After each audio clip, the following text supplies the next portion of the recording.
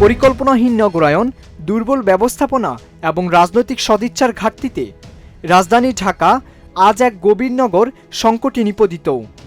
এমন বাস্তবতা ঢাকাকে আবারও বাসযোগ্য নগরে রূপান্তরিতের জন্য একটি সুস্পষ্ট ও সময়োপযোগী নগর ইশতেহার প্রণয়নের আহ্বান জানিয়েছেন রাজনীতিবিদ, নগর বিশেষজ্ঞ ও বিশিষ্ট নাগরিকরা। আসন্ন জাতীয় সংসদ নির্বাচনকে সামনে রেখে ঢাকা বাঁচানোর ইশতেহার শীর্ষক এক নগর সংলাপে তারা এই মতামত তুলে ধরেন।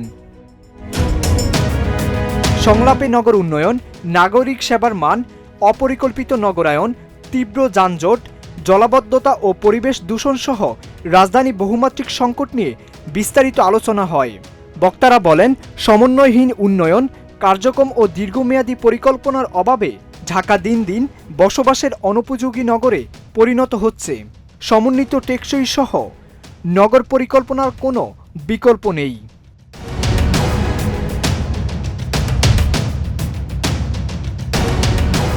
নগর সংলাপে উপস্থিত ছিলেন ঢাকা উত্তর সিটি কর্পোরেশনের প্রশাসক মোহাম্মদ এজাজ। তিনি নগর ব্যবস্থাপনার নাগরিক অংশগ্রহণ নিশ্চিত করা, সেবা স্বচ্ছতা বৃদ্ধি এবং পরিকল্পিত উন্নয়নের ওপর গুরুত্ব আরোপ করেন। আমরা প্রায় শত শত কোটি টাকা খরচ করে আমরা এখন ট্রাফিক সিগন্যালগুলো করছি, রোড মার্কিং করছি, রাস্তা করছি, ডিভাইডার করছি।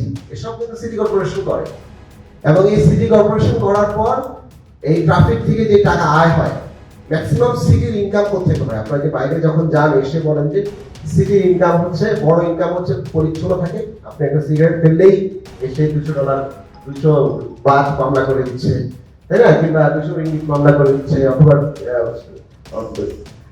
ওপেন স্মোকিং করলে আপনাকে মামলা করে দিচ্ছে, ডাস্ট হলে আপনাকে মামলা করে দিচ্ছে। এটা একটা সিটির একটা বড় রেভিনিউ।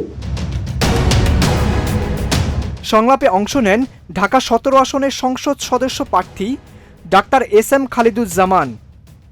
তিনি বলেন, নাগরিকদের মৌলিক অধিকার হিসেবে নিরাপদ পরিবেশ, সুশৃঙ্খল যানবাহন ব্যবস্থা ও মানসম্মত নাগরিক সেবা নিশ্চিত করা জরুরি। আমাদের অনেক কিছুই করার আছে, আমাদের স্বপ্ন দেখতে হবে। এই ট্রাফিকের কথা, এইটা যদি আমরা না করতে পারি, আপনি প্যাসিভলি এভরিওয়ান ইজ সাফারার। আপনার প্রেজেন্টেশনে চলে এসেছে, আপনার গড় আয়ু কমে যাচ্ছে। এই যে গড় আয়ু কমছে, এই যে পলিউশন থেকে আপনি না চাইলেও আপনি অনেক জায়গায় ভুগছেন। যে সাউন্ড পলিউশন নিয়ে সারাদিন পরে আপনি বাসায় ঢুকছেন, এই সাউন্ড পলিউশনের কারণে আপনার হেডেক, আপনার যে মানে ঘুম হচ্ছে না, এটার কারণ হচ্ছে সাউন্ড পলিউশন। বক্তারা বলেন, ঢাকা বাঁচানোর ইশতেহার নগরবাসীর প্রত্যাশা ও দাবি প্রতিফলন, যা ভবিষ্যৎ নগর নীতি নির্ধারণে দিক নির্দেশনা দিতে পারে। অনুষ্ঠান শেষে আয়োজকরা জানান, এই ধরনের নগর সংলাপ নাগরিক সচেতনতা বৃদ্ধি এবং একটি পরিকল্পিত মানবিক ও বাসযোগ্য ঢাকা গড়ে তুলতে গুরুত্বপূর্ণ ভূমিকা রাখে। মশিউর রহমান মহিন, প্রজন্ম 24।